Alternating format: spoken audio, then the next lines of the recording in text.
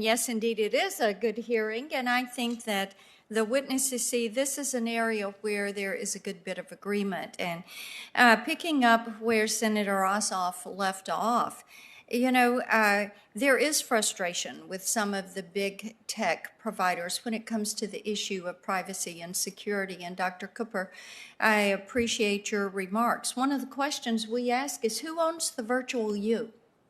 Who owns the virtual you? Which is you and your presence online. And to Mr. White from Google, we are fully aware that you collect this information and then you monetize this information. And so the question is, why should we trust that Google will not use this information to further entrench this data monopoly that they have going? So, Mr. White, why should we trust Google to not monetize this information and to benefit from it? And will Google commit? Since you didn't want to answer Senator Ossoff's question, I'll pose it to you a different way.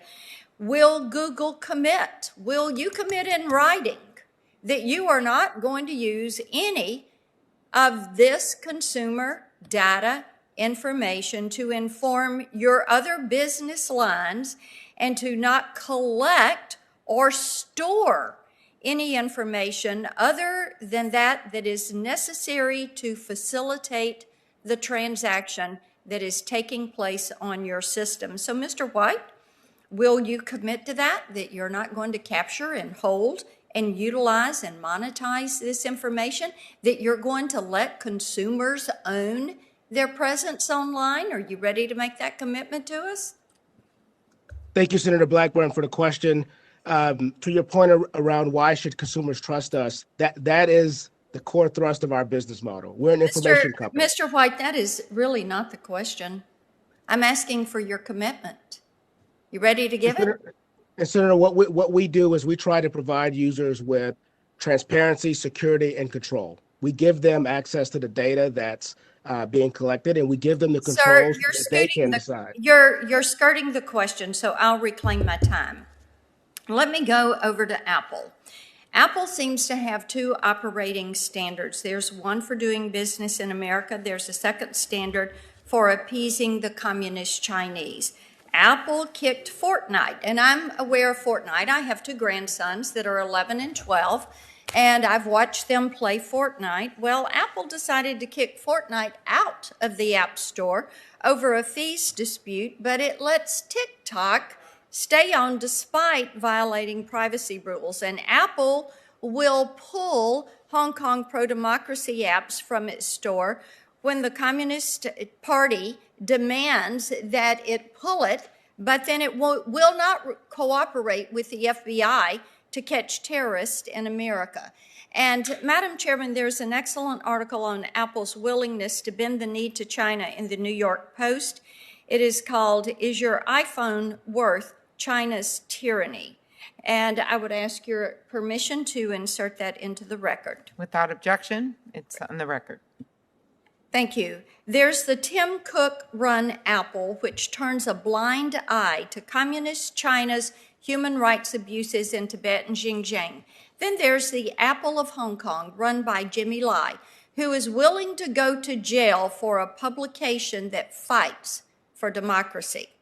And it is sad to see the Apple of the West speak up against injustice in America, yet stay silent when it comes to China's atrocities and the genocide they are carrying out against the Uyghur. So this month, Apple is finally rolling out new privacy policies that claim to empower users and stop unwanted location tracking. And I'm concerned that Apple's privacy by design, as it's called, cannot coexist with turning a blind eye toward Beijing's behaviors. Last year, Forbes reported that Apple caught TikTok spying on users using the clipboard feature. Even now, TikTok is plotting ways to get around Apple's new privacy policies. Yet TikTok remains available to download in the App Store, putting iPhone users' privacy at risk. If Apple is imposing 30% for safety and security, does that mean Apple is also responsible for all costs related to breaches of safety and security on iPhones? Waiting for an answer. Thank you, Senator. We take privacy incredibly seriously here at Apple. We've embedded technologies and features over the last 25 years to ensure that all of our products respect your security and respect your privacy. That guides our own products. That also is increasingly guiding our third-party developers and partners to make sure that your information, understand who has access to it, and you have control over it. That's true here in the United States, in China, and around the world. Okay, so, all right, but still you are charging 30% for safety and security.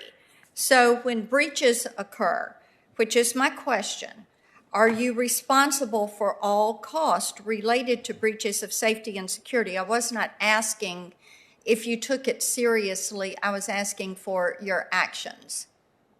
So My do you apologies. assume all of those costs? And then let me continue. Let me ask you this. Are you telling Congress and the world writ large that you are charging this massive sum because this work is very difficult and that you do it well, that you have extraordinary security measures? And if that's the case, why should you get all the money but not take any of the responsibility for the breaches of safety and security on iPhones and iPads? Senator, we've thrown open the gates of the iPhone to third-party development. And from the very beginning, we've had a model to support that in terms of charging a commission for digital goods and services that supports all the technology, resources, and other things that we pour into our developer program and to build the App Store. Part of that is security and privacy, absolutely. And it's something we'll continue to invest in and continue to work on. We now have a marketplace in which we have 1.7 million apps. 84% of them pay nothing. We are working tirelessly to create the best possible experience for both our customers and developers. Okay, I am And running part of that out is of privacy and time, security. but thank you for the answer. Mr. Sine, I have a question to you that will relate to that. I will submit it to you for a You can written answer. ask him now. A few people. Oh, okay, thank you. Let me ask you, with Match, you all have an app. So how do Apple and Google use safety as a pretext for controlling what apps can or can't do in the App Store? And how do you see them selectively applying standards to disfavored apps? Because I can't get a straight answer from either of them. And I've been listening to the hearing in my office, and I have heard a lot of hot air and generalities and not a lot of specifics. Yes, Senator. The reality for us is we don't see a lot in terms of safety that they're talking about that they provide to us. Again, as we mentioned, they don't even do the basic, which you would think is limiting underage users from downloading our apps when they know that those users are underage. We've actually seen them, as I mentioned, in Taiwan, block our app because we wanted to do ID verification. They've blocked other versions of our app because we wanted to do multi-factor authentication, telling us that it was inappropriate for us to mandate two forms of identification in order to make sure that someone could access our app because we wanted to make sure it was the right person. So when Apple talks about the need for safety, security, et cetera, the reality is if it was really about safety, security, et cetera, in-app payment would be applied to every app on the platform, not just 15%, because we all have users. Thank you for the clarification. Mr. Gutierrez, I will come to you for a question written. I spoke to the House of Lords in the UK yesterday on a couple of things, so I'll just send those to you in writing. And Madam Chairman, you were generous with the time. I think this shows exactly why we need to move forward with privacy, data security, antitrust, and Section 230 reforms in order to provide protection for consumers in the virtual space. Excellent.